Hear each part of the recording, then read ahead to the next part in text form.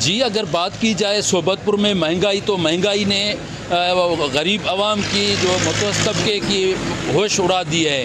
تمام خودنوش کی اشیاء جن میں آٹا ہے، گھی ہے اور دیگر اشیاء خودنوش کی قیمتیں آسمان سے باتیں کرنے لگی ہیں. دوسری جانب ضلعی انتظامیہ کی جانب سے شہر صوبت پور میں کوئی پرائس کنٹرول کمیٹی یا کوئی شہر کو کنٹرول کرنے کے لیے کوئی اقدامات اٹھائے گئے ہیں.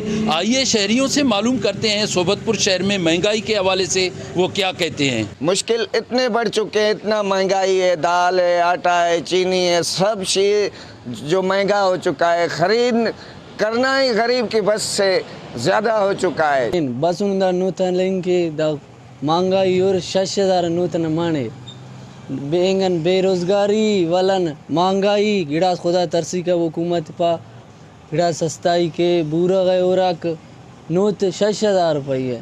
لوگ کاروبار نہ افق کاروبار ملن ٹپ نوکری کوشش ملن ٹپک غریب بندہ ان دیر پان دیر تو داں فراد کیں گزارش نہ حکومت کے مچ سستائی کارک غریب بندہ کول نہ در پدر مسور غریب سیلا پا دائے تو خلنگان کول نوتنا مچ سستائی کا بورا نہ سی نہ وہ گڑاس خدا ترسی سارے افق.